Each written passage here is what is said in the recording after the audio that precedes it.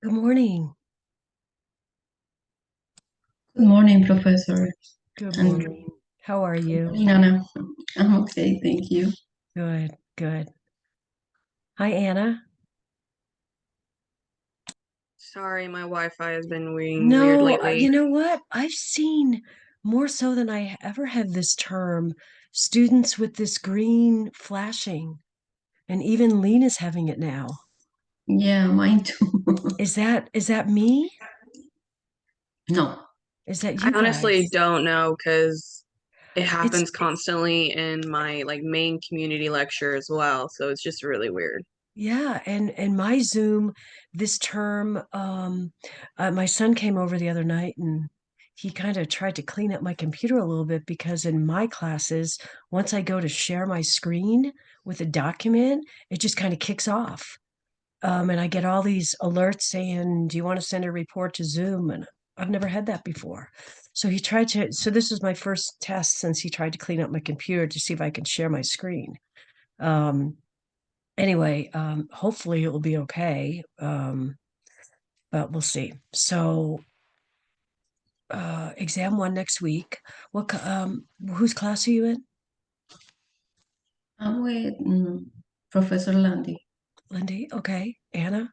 I cannot pronounce her last name. It's Jennifer A. Oh, Alani. Alani. Lani. Okay, that's what I Okay. thought. Great, great, great. Okay. Well, it's just the two of you for right now. So I'm going to get going. Everybody does their reviews differently. I think Professor Alani uses a PowerPoint. I don't know what Dr. Ford did, but so far you should have two recordings in your classes. I hope. I know for my students they do. So I think we've had Professor Alani and Dr. Ford do their two reviews. So you should have those recordings already. And then I have a recording. I'll do.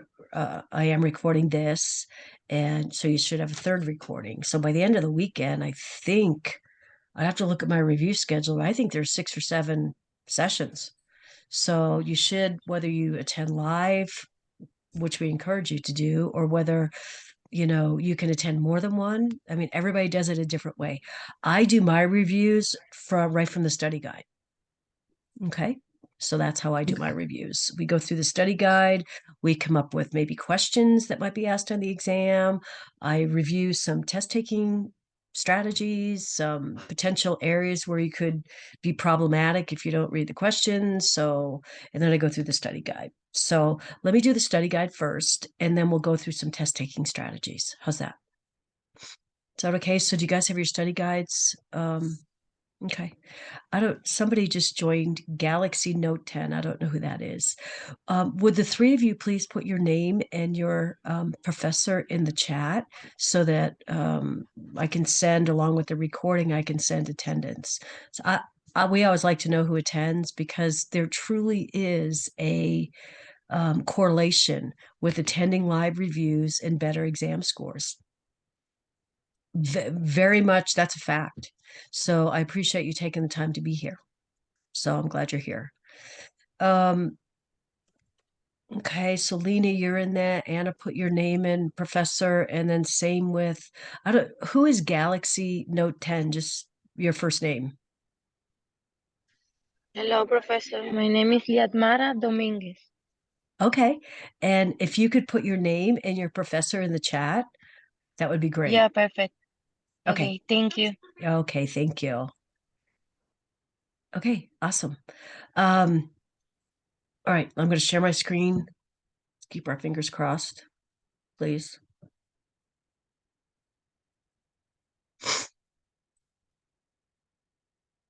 And I'm just going to pull up the.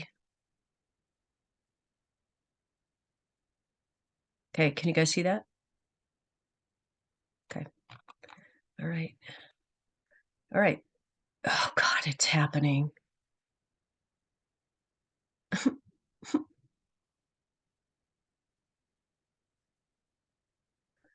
Can you guys see that? Can you guys see my screen?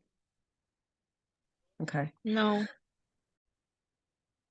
Can you see my screen now? No. So it is still happening. So, okay. Let me Try this again. Can you see me now? Yes, We see you. you can see Yeah, me. we see you. All right, so let's try and share. I know you can Now see we it. can see the screen. Yeah. I can see the screen. Let's see if it stays on. I don't know if it's going to stay on. All right, so you guys are well into your program, so you've seen these front sheets, right? Here's what it's covering. And this is covering weeks 1 and 2. Okay, so there's your chapters. Same kind of exam, 50 questions, multiple choice, select all that apply. I don't think we have any true or false questions. I don't think we do. Math problems, 75 minutes. General questions to review for math, IV calculations, equivalents, conversions. Okay, medication, doses for children. You need to know how to set up equations. Okay, I don't know about your professors, but I think everybody does. I provided some math resources at the beginning of the term, which are kind of little cheat sheets on how to set up things, set up math equations. So if you haven't got that yet, ask your professor to send that. I find that very helpful. They're little easy cheat sheets. And there's a couple of videos. Dean Brown did a video a couple of terms ago that's a math review. So I provided that with to my class as well. So everything comes together for exams, right? Right here, review your math handouts, do your practice questions. So you guys as students have access to lots of practice questions. I hope you're doing them. I would encourage you to do them. Case studies, right? Remember, case studies should be reviewed. Lectures should be reviewed, your concept recordings, your readings. So that's how this study guide was put together with all of your resources you've had. And I always tell students, if you have a good understanding, and I don't mean memorization, if you have a good understanding of this study guide and can articulate the different concepts and points, you'll be fine on the exam. Okay, so my advice is, start with the study guide. If you get tripped up in the study guide with certain topics or certain concepts, go back and look at your resources. Go back and look at the recording of the week that information was covered. Go back to your readings and try and gather a better understanding of that concept. If you're still having problems, then you need to reach out to your professor and ask for a tutoring session before the exam. Okay. What's important for studying is remember your nursing process. We're always thinking ADPI, right? ADPI is nursing process. It follows us wherever we go into nursing, whether in pediatric nursing, OB nursing, community nursing. It just looks different in every setting. Okay, so you have to be able to think ADPI in the community setting. Right? Doing an assessment on a client in the hospital looks way different than doing an assessment on a family in the community. Okay, so I need you to think you're out in the community, taking care of clients in the community. All right, when you go into this exam, lots of people have current experience in their work environments, or maybe they're EMTs or firefighters or whatever. You've got to take those hats off, okay, and you've got to think community. Okay. Be familiar with Healthy People 2030. Okay. You had a link to that in week 1. All right. So make sure you understand what are their goals and objectives overall. Okay. They have different goals and objectives for every single chapter, depending on what the topic is. But what we expect you to know is what are the overall goals and objectives for Healthy People 2030? Anybody know that? What is Healthy People 2030? Okay, so we need to know that. That's in the study guide. We'll go through that. We need to understand the difference between, let me back up. Along with nursing process, remember safety first, right? ABCs. Okay, so you need to remember, think about that when you're answering questions. And then the other thing you need to be familiar with is your levels of prevention. There are primary, secondary, tertiary questions on every test. Okay, so we need to have an understanding of that. I will go through it in the study guide, but P for me, primary P is prevention. Secondary S is screening. Tertiary T is, I would say testing, but treatment. Okay. We need to understand the difference between community-based nursing and community-oriented nursing. You guys know what that is? We should know that by now. What's the difference? I'm asking you guys. What's the difference between community-oriented and community-based? You will get asked about that. Here's the way I remember it. Community-oriented is big picture.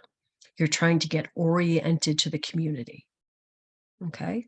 You're trying to look at health risks. What is the health of the community? So you're assessing the health of the entire community. That's oriented. So you want to orient yourself to the big picture. Community-based is exactly what it sounds like. You're based in the community. All right. So you might be a school nurse, you might be a hospice nurse, you might be a home health nurse, you might be an occupational health nurse, vaccination nurse, immunization, public health. You're based in the community, taking care of clients. So would it be safe to say like community oriented, you're outside of the picture, or community based, you're within the picture? That's a okay way to look at it. Okay. But I know that was outside a look, big one, hard for me to yeah. concept. So oriented, you're looking at the whole population. Based, you're taking care of specific clients. So a school nurse would be taking care of the kids. Hospice nurse would be taking care of the hospice patients. Okay, so you're based in the community. Gotcha. Thank you. Yeah. Not an all-inclusive study guide, obviously, but you have plenty to prepare. Okay, you've got your notes, your recordings. We already went through that. Your projects, your discussions, Zooms, content recordings. Okay. So we break out the study guide in major concepts that we've covered over the last 2 weeks. Okay. So the way I like to I don't go through every line of this, but what I encourage you to do is, so for example, let's see, the first section is priority and safety assessment. Okay, remember our ADPI, our safety, and our delegation principles. So if we have a bullet here that talks about SIDS, okay, it gives you the risk factors for SIDS. What are the risk factors? Well, you got a prone or side-lying position, sleeping on a soft surface, maternal smoking, overheating. We've got risk factors. So we've got 1, we've got 2, we've got 3, we've got 4,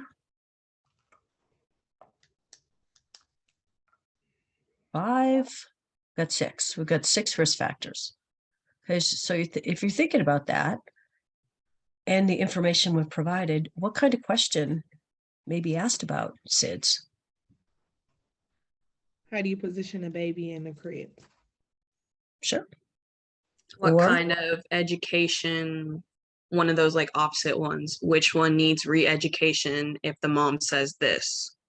Correct. Awesome. How about what are the risk factors for SIDS? Select all that apply. I don't know. I'm just throwing that out there. Right. So you need to look at the information that's being given and try and come up with a question about that topic that might be applicable to ask. Okay. Interventions need to be based on goals of lifestyle changes in the entire family. Okay. So what if you're asked about what are goals of lifestyle changes in the entire family? Okay. It's kind of like breaking these out and finding the important words or phrases. The goal is to modify the way the family eats, exercises, and plans daily activities. Right. So if you're asked about, you're doing a family assessment and you are working with families to establish goals for lifestyle changes with the entire family, what would you look to? Well, we would focus on what what the family eats, do they exercise, and helping them plan daily activities. Can I ask a question? Mhm. So, back to the seeds. I didn't want to cut you off, but back to the seeds. So, quick question: where it says preterm birth and male gender, are we saying that seeds is common in male genders of newborn males? Increased risk, yeah. Okay. Okay, so this next one says review the 2030 principles of safety for adolescents. So what does that tell you? Every chapter has a Healthy People 2030 box, right? Where they identify goals and objectives for that particular topic. So you would have to go back to the chapter, and I think it's in the health risks across the lifespan chapter, right? Because it's asking you what are the what are their objectives for safety for adolescents? Make sense? You got to go back and review that. And a few hints: look at violence, weapons, drug abuse, alcohol abuse. Look at motor vehicle issues. Remember, these are the leading causes of morbidity and mortality for adolescents. Okay, so that gives you a lot of information. Okay, it's saying, please go back and review the 2030 box for the adolescent risks, right? Because violence and motor vehicle are huge risks in those populations. Okay. And that's in regards to like driving, texting and driving. Yeah. Go back and yep. Go. And I don't know, you'd have to go back and look at what the Healthy People 2030 box is, but whenever you see this on a review the 2030 principles, okay, it will give you a variety of topics. Okay, so review the 2030 principles on environmental health, review the 2030 principles on rural nursing, community nursing, review the every chapter has a different, every 2030 objectives are applied in every chapter of the book. So this is specifically saying, please go review the 2030 principles for safety for adolescents. It's right in your book. Okay. Next one is safety assessments. Know what environmental things you should look for when assessing common areas in a playground. Know what would put a child at risk. What are your priority interventions, safety recommendations? So in that same chapter of health risks across the lifespan, there's a section on playground safety. If you were the community nurse now sitting here today and you were asked, hey, we need your help we're building a new playground outside the rec center. Since you're a community nurse, we need your input on what should we do, what shouldn't we do, what's safe, what's unsafe, what as far as pavement, as far as hooks on it, as far as what kind of swings. Would you guys be able to pick out what's safe or pick out what's unsafe? If you can't, you need to go back and review playground safety. Okay, there's a little box for it in the chapter. And so let's think about a question on a positive and negative way. So which of the following would be appropriate what would be an appropriate, not technique, what am I looking for? An appropriate task when you're building a playground, which would be safe? And then you have answers that say, you have the wrong answers and what would be unsafe, and then you've got one right answer. Okay. But the negative way is, which of the following would be an unsafe characteristic of a new playground? Does that make sense? I've said it both ways now. Okay. What would need to be reviewed as far as safety concerns? So you're looking for what? The answer that's wrong, right? Maybe they always say you should use gravel instead of concrete. All right. So if the answer said concrete floor, concrete ground, that's your wrong answer. Okay. Again, Healthy People 2030 recommendations regarding gun violence and safety. Same chapter. How would the community nurse assess and teach families about a primary prevention principles with these two key concepts. Okay, violence and safety. You need, if you can't answer that now today, you need to go back to that chapter and review your Healthy People 2030 recommendations for violence and safety. Okay. Since we've brought up primary prevention, let's review that. What's primary prevention? And give me some examples of primary prevention. Educating. Okay. Vaccination. Educating to what? To the patient itself. Education to prevent. Yes. Right? Education to prevent. And be careful. Here's my little mantra on education. Don't get tripped up that primary is always education.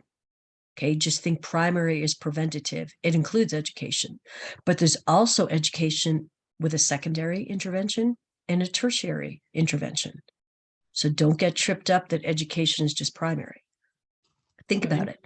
When we're doing education as a primary intervention, we are educating to prevent. When we're doing education in the secondary is screening. So we're screening for risk. I always think of secondary as early identification, early treatment. So let's say my background is school nursing. So we're screening for kids that may be at risk for obesity. Okay. Once we identify in the secondary intervention who's at risk, then we do education, right? Education to prevent them from going to tertiary. Right? So hey, you're at risk for this. Let's talk about the long-term, lifelong effects of obesity. Okay, so education is involved in secondary. And then think about tertiary. What's tertiary? They already have it. They already have something, right? They already have the disease or condition or the event has happened. So what's our education? Think of a diabetic patient. What's our education at the tertiary intervention? To continue to monitor. How to take your blood glucose. How do you take care of Monitor yourself? glucose level. Yeah. How do you take care of yourself? So don't get tripped up with education just being primary. Okay. There's education at all three levels. Okay. So, well, here's a good example here, tertiary prevention. How does this come into play when doing planning of care for children diagnosed with a chronic condition? How would the community nurse make recommendations to assess interventions? So why are we asking about tertiary preventions? What's the important word? What's the key word in this bullet about why is it tertiary? Because it says they already have a chronic condition. They already have a chronic condition, right? So that would be whatever you're doing to care for that client is tertiary interventions, right? Mm-hmm. Review concepts of prevention when it comes to smoking and children diagnosed with chronic conditions. Okay, so I can think of a couple of things here. Concepts of prevention. So let's say you're educating a family about the dangers of secondhand smoke with their kids that have asthma, right? So we could ask a question, hey, what would be a primary prevention? Okay. Or you could ask it in the negative way. After you do your teaching to a family about the dangers of smoking for asthmatic kids, what would the parents say that requires more education? Right? Like if the parents said, oh, I smoke 2 packs a day instead of 4. Okay, that's silly. Or if the parents said, oh, don't worry, I vape now. That's the wrong answer, right? Because vaping is just as dangerous. Or maybe if they said, the other way to frame that is after you do your education, what would the parents say that they heard the teaching or they learned from the teaching? And let's say the parent says, well, I smoke outside. Not great, but it's better. Okay, so do you understand where I'm coming from? You have to be very mindful of the way these questions are asked, positive and negative. Okay. I'm just skipping through here. Understand the difference between primary, secondary, and tertiary. Be able to distinguish. We just did that. Okay. When preparing for a home visit. All right. If you don't know your safety tips, go back and review the box in this chapter when preparing for a home visit. Okay. It's primary for home health, for visiting homes in the community. Okay. There is a safety list of things you need to consider, right? Making sure you have a walk back to your car if you need it. Review visiting home safety tips. Safety first is important. So be familiar with that list. Okay. One of the things that always stands out to me is where would you, if you're going into the home, where would you sit? Where would you plant yourself? Would you plant yourself over in the corner of the house where there are no exits? Or would you plant yourself in the front of the house where you're maybe between the door and the client? The door and the client. Why? One, because if there's an emergency, you feel unsafe, you need to be able to exit that situation immediately and or take the patient with you if they're also unsafe. And then in front of the patient so that you're able to see the patient and the entire Exactly. environment that you're in. What's one of the first questions you ask when you go into a home? Do you have firearms? Guns, yeah. Do you have weapons? Right? And if they do, you want to see that they're locked up. Perfect. Brittany, perfect. Okay, you're gonna get asked about how you work around potential violence in the home during a home visit. Where are your firearms? Do you have any firearms? No. Okay, done. Yes. Oh, you do. Okay. Can you please take me to the place where they are stored and locked so I can see that? That may be alarming, that may be intrusive, that may be threatening, but again, you're trying to protect your own safety. Okay. And those are appropriate questions to ask. I mean, what if you're a home health nurse or a hospice nurse or even a school nurse and you're in a really rough community that has lots of violence, weapons, gangs? I mean, those people in that community still need to be cared for, right? So safety, personal safety is a priority. All right. So please review your home's safety tips. Understanding the components of assessing a community and criteria for evaluation. So this is under the chat. This is community assessment. So this is actually the crux of the whole course. Okay. So you're outside the hospital, you're in the community. Okay. You're the new community health nurse. Okay. You just moved over to the next state. You know nothing about the community. Okay. But you've been tasked with, you're the new community health nurse. We would like to do an initial assessment to figure out what's good about community, what's great about our community, what's good about our community. What are the risks in our community? How healthy is our community? How unhealthy is our community? How violent? So this is the basis of this whole class. How do you do a community assessment? You're brand new walking in. That's what you're going to learn throughout this class. How do we do a community assessment? It's a whole lot different from doing a patient assessment in the hospital. You start with your social worker, right? You become close with You start with your ADPI, right? That's your assessment part. Yeah. Who do you pull in? I mean, who would you pull in a community assessment? Social workers? Maybe law enforcement? like principals of the schools. School people? Religious people?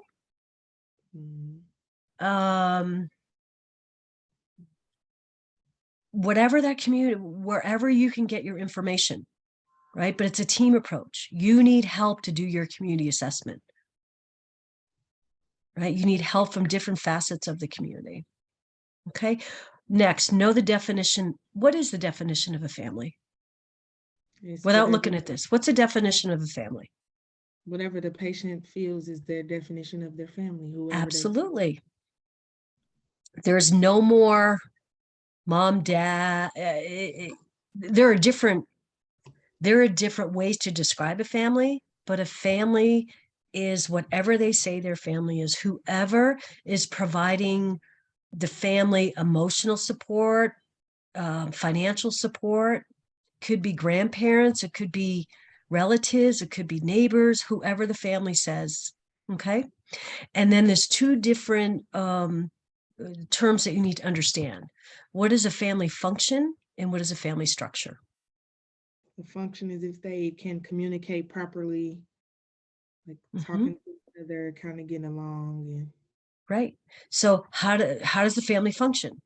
And there's 5 different, it's in your chapter, there's 5 different common core functions of every family. It looks way different in every family, but it's health, reproductive, social.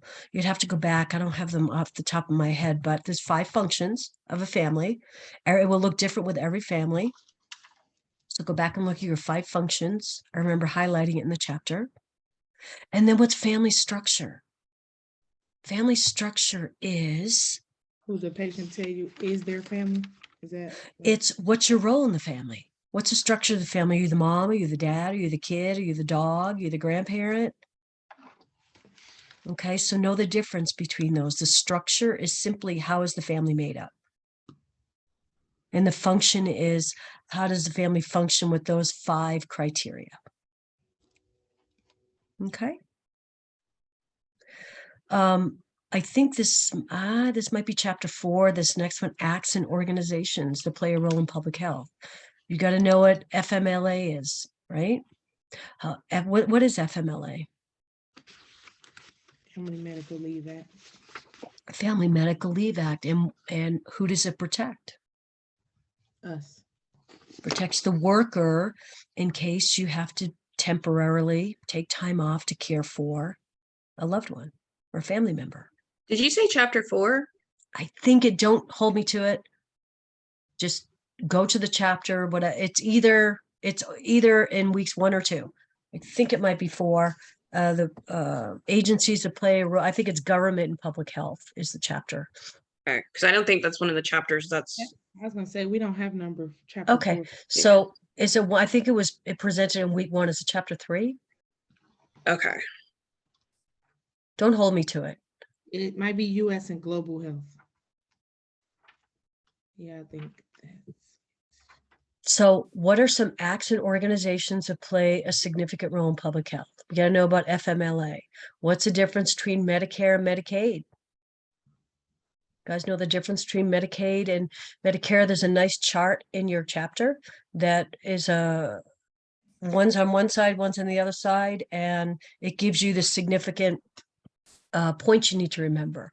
So Medicaid, if you remember, is need-based.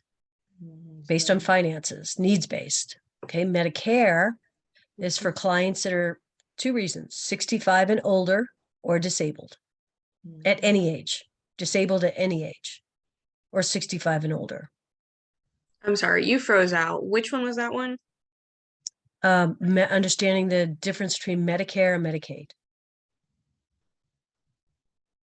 Sorry, did you say Medicaid or Medicare was the one for disabled? Oh, right here. Can you guys see me and hear me? Yes. Okay. Medicare is for the older adult, 65 and above, or at any age if they have a disability. Go back and look at that chart in your book if you can't articulate the difference. Medicaid is need-based. Okay. Medicare is a federally funded program, where Medicaid is state-based. And the other big difference is services. Okay. Medicare, you need to be home-based, home health. You need to be homebound. Okay. You need to know about the Affordable Care Act. What is the features? Right? Why does the nurse choose public health? Well, the answer is autonomy and independence. There's a lot of independence in the public health sector. Please review your frontier nursing services simply to know what their primary focus was. Okay. And the answer is vaccinations. So you may get asked about frontier nursing services. What was their primary focus? Vaccinations. We talked about this. What's the definition of community-based versus community-oriented? And we talked about how important are community partnerships.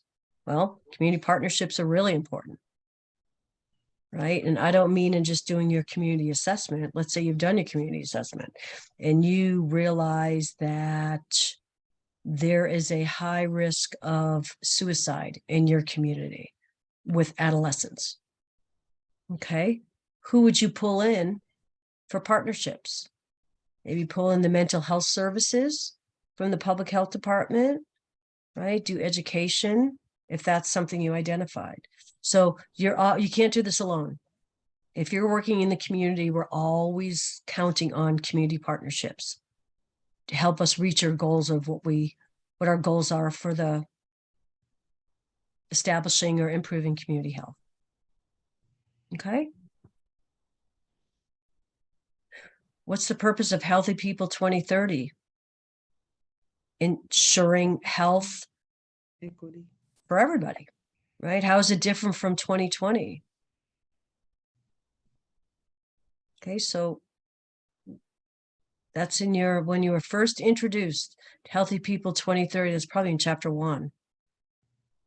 Then you need to know what QSIN is, all right? Quality and Safety Education for Nurses. These are competencies. Okay, this was introduced to you in chapter 1. There's a QSIN box. Every chapter has a QSIN box, all right? But in chapter 1, they introduced what are the main objectives. Okay, there's 6 of them. Okay, they're nursing competencies that follow us through our profession.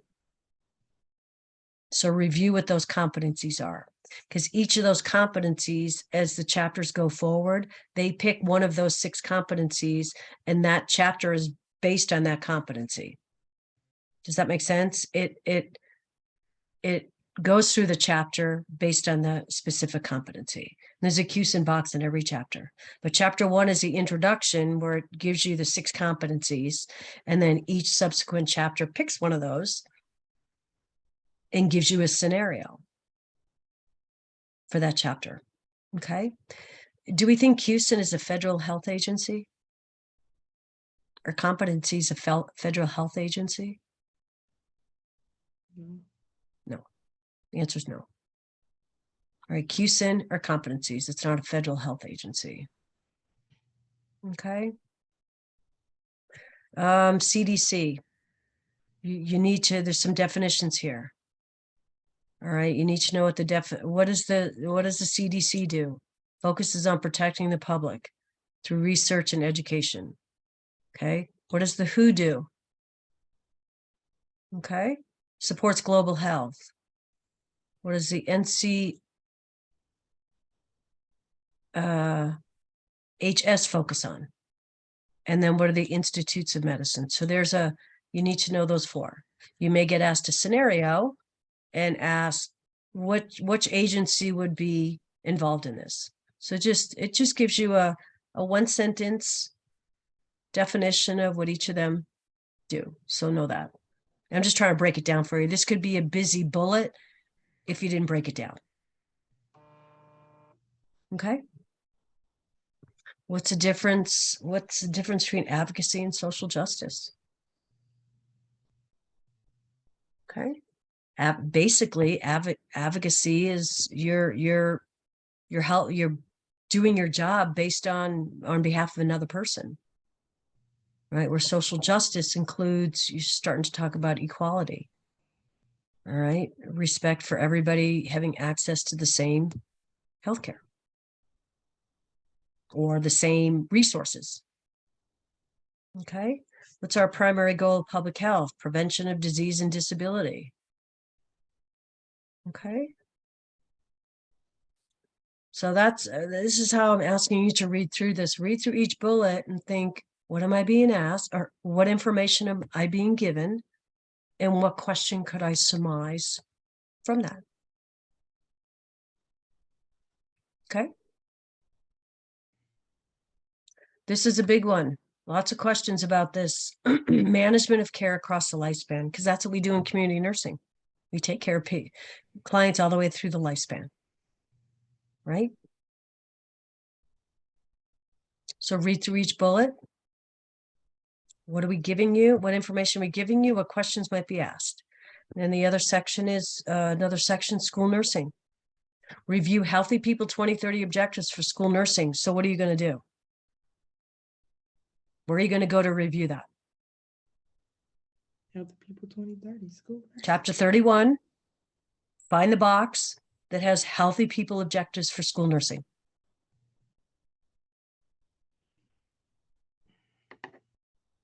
Here's your duties of the school nurse. Which ailments, if presented with various ones, would be, now let's say you get a question about, here's 4 different kids who showed up in the clinic. Which one would you treat first? What are you going to think? Well, what do we have to think? ABCs. ABCs. Is somebody having difficulty breathing? I mean, they're all legit visits to the clinic, but who gets taken care of first? Remember, if you get to a question and it's just one answer, pick one answer, and all the answers look correct, you miss something in the question, right? They all look correct. Maybe you missed most important, first. Okay, that's a good tip. That's a good strategy. If everything looks the same, you got to go back. Unless it's a select all reply, right? Family assessments, home visits, family crisis. What's a family crisis? Okay, know that. Okay, a family crisis occurs when a family is not able to cope with an event or becomes disorganized or dysfunctional. That's a definition of family crisis. You need to know the difference between a genogram and an ecomap. You guys know the difference between that? Without looking at this, what's a genogram? Genetic makeup. Genetic makeup. Remember, when we're doing family assessments, we're doing 3 different kinds of assessments. We're doing a biological assessment, which is your genogram, which is your genetic makeup. We're doing an environmental assessment, which is your ecomap. Okay, remember, your ecomap is your social connections to the community. Okay? Your family's connections with other social networks in the community, rec centers, schools, sports teams, reading clubs, religious places. Okay. And then the third is your behavioral. I have a Okay. question on dysfunctional families. Mhm. What does that like typically look like? Is that type like what would be an example of a dysfunctional family? Well, what are some examples of a functional family? You should have reviewed that in class. What's a functional family look like? They can openly communicate with each other.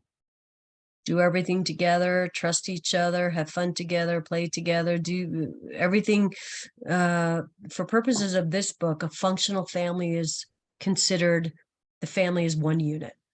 Okay, they do everything together. So now what would a dysfunctional family look like? One that argues. Someone that doesn't do anything together. Exactly. Everybody's separated. Exactly. Exactly. And there's a nice box in the chapter, this chapter about characteristics of a healthy family. So have a look at that box, and then the opposite would be true of the dysfunctional family, right?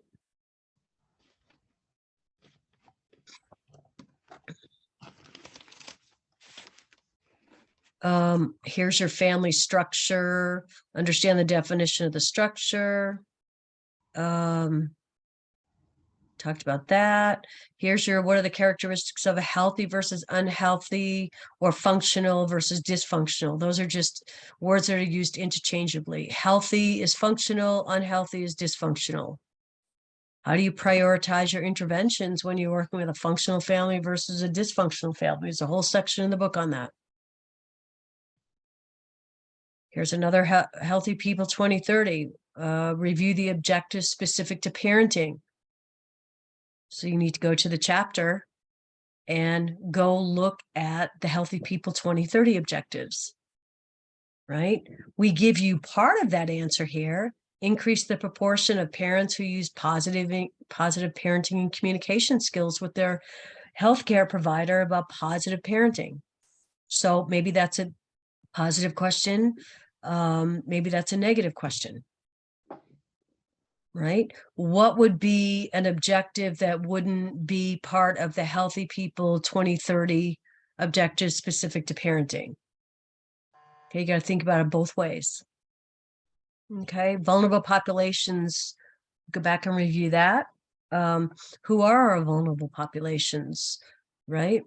Are they, you know, you may get a question about vulnerable populations. It says select all apply who are vulnerable, or pick somebody pick a group that's not considered a vulnerable population. Remember about pregnancy. Okay, teen pregnant moms are considered vulnerable. Adult pregnant women are not specifically considered vulnerable populations. Yeah, sure, some of them will become vulnerable, but remember, it's the teen pregnant population that's considered vulnerable. Okay, this is important. Poverty, primary cause of vulnerability. Okay, so if you're asked, what are causes of vulnerability? What's the biggest cause? What's the primary cause? What is it? Poverty. And we know that aging population is the greatest challenge to public health nurses. With all the chronic conditions, people are living longer.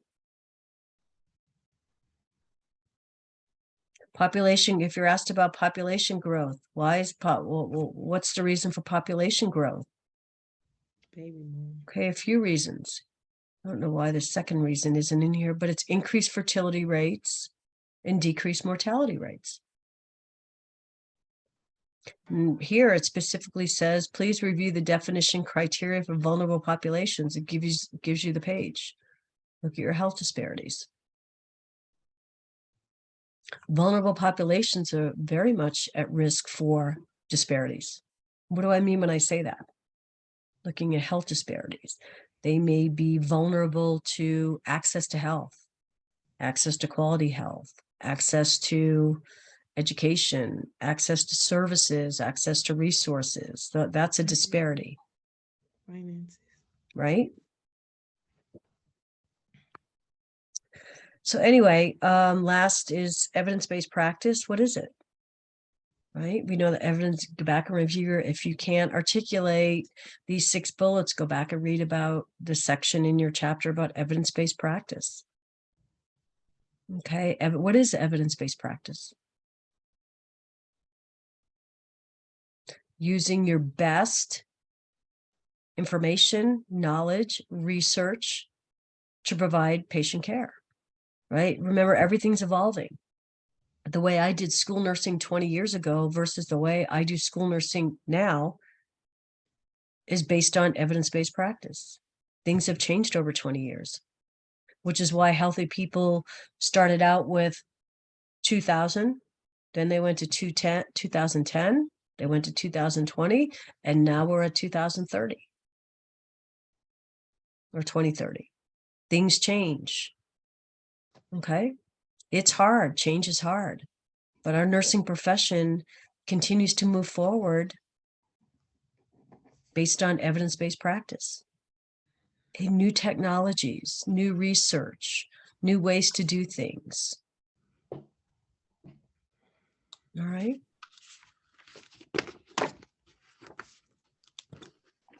And then please have an understanding of what is the purpose of the Nurse Practice Act. Remember, Nurse Practice Act isn't specific. It's general. Okay, it's the Nurse Practice Act. The purpose of it reaches all of us in all of our professions. Okay, and then you have different statewide acts and scopes of practice and code of ethics. But overall, the Nursing Practice Act is a very general, the purpose is very general. To protect the public. Okay. So that's how I want you to attack the study guide. Does that help? There's very specific information in there. If you need more information, go back, review that section of your notes or the book or lecture.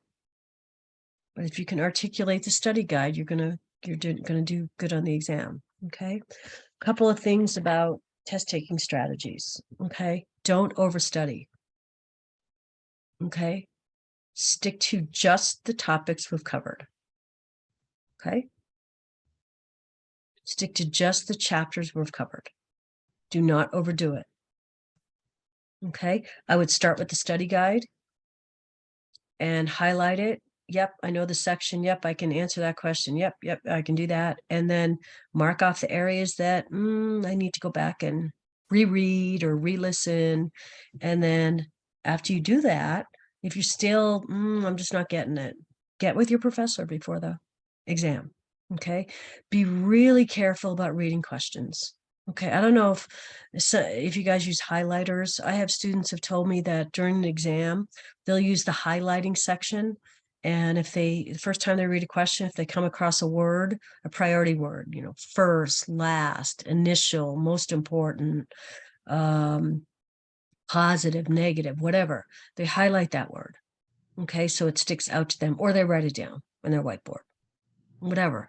But you have to have an understanding of the question before you can tackle the answer. So if you've read the question wrong, or if you've missed a word or a phrase, it's going to throw the whole thing off. Okay. Try and cross out answers, put a line through, there's usually at least one answer that is not even in the ballpark, right? Cross out that answer. So when you go back to reread it, that's gone. Okay. Read each question really carefully. Read it once, see what you pick out, read a second time.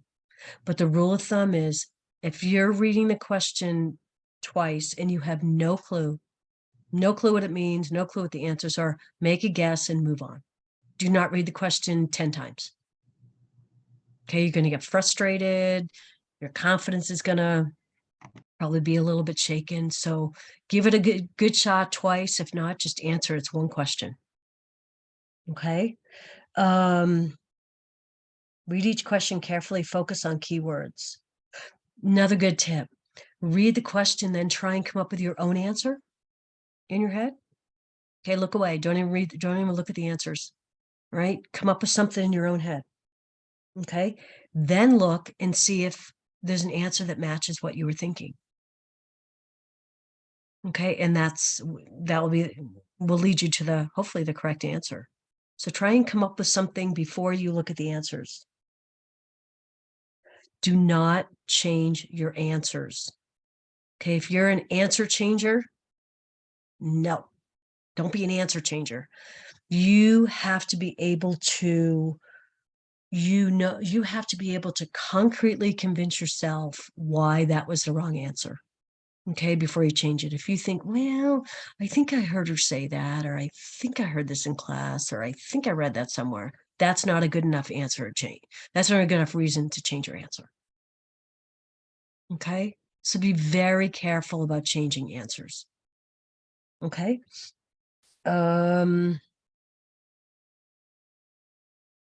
Slow down when reading the question. Cover your answer choices. Read it at least 2 times. We said that.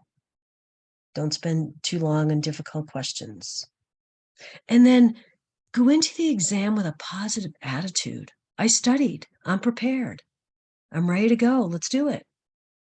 All right. And not question yourselves. I realize this is a horribly busy semester for you guys. I know that. Most of you are taking 3 classes. Okay. Do your due diligence, study, and then be done with it. And go into the exam feeling confident. Okay. Like I said, if you have a good understanding of the study guide, you'd be fine. You'd be absolutely fine. Okay. And if you don't have a good understanding of the study guide, you need to be able to pinpoint where to go back and review that information. Okay.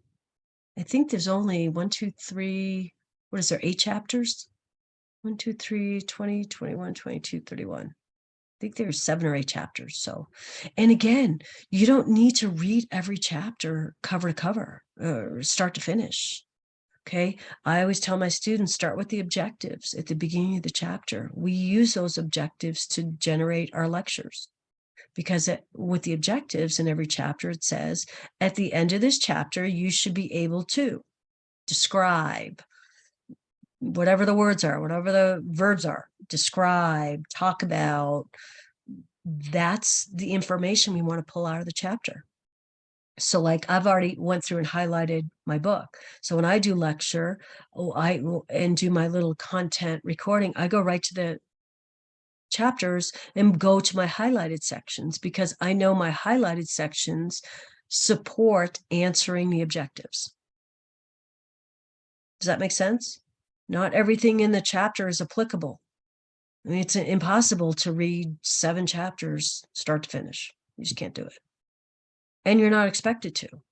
But if you can articulate those objectives or go to the part of the chapter that answers those objectives, that's what you need to know. If you can articulate those objectives, that means you have a good understanding of the topic, the concept that was covered in that chapter. Okay? Those are my tips. Thank you. Helpful? Yes. Thank you. Yes. You guys will be fine. You guys will be absolutely fine. But if getting close to the exam, if you need some help with talking through some of these concepts, please reach out to your professor. Okay. That's all I got. Did you want us to put our names in the chat? Yes, or- yeah, please. Brittany, I don't know, Brittany, Rebecca. Oh, hey, Rebecca. Hi. I probably should have asked you guys to be on camera, but how are you? Brittany, I'm sorry. You were just calling my name? Yeah, did you put your name in the chat? Hold on. Yeah, I had did that already. Okay, Rebecca, put your name in the chat. I know you're mine. Not mine, but I get it. you are kind of mine. Yes. Okay. Is it an issue that I turned my camera off because my Wi-Fi, I don't know if it's my internet, what's going on, but the way it was going green was so distracting for me. No. I just had to turn You know what? I'm kind of overwhelmed with enforcing the camera thing in my 4 classes. So review, this is additional. It's for your benefit. And if you want your camera on, fine. As long as you get as long as you get the content out of this, that's all. That's what's important. Has this been helpful? Okay, thank you. Okay. All right. Yes. Okay, great. Well, I will send this recording when it converts. I will send this recording to all the other community professors. And by the end of the day, you should have this recording. It will be in your announcements. Okay, so you can add this to I think this would be the 3rd one. So add this to your file of exam reviews. And like I said, everybody does them differently. It's the same information provided, but everybody presents differently. Okay. Thank you, Professor. All right, you're welcome. Have a good weekend. I got to get going. I have to teach a class, my Friday class. So you guys have a good weekend, and then reach out to your professors if you need anything, okay? All right. Thank you. All right, Okay. bye. Rebecca, stay on for 1 second. I have a question. Did we meet this? We didn't meet, did we? Yes, we did. Yeah, we did. Yes. We did. And talked about a success plan. Okay, cool. Yes. All right, how are you doing? I'm doing okay. I've been trying to review.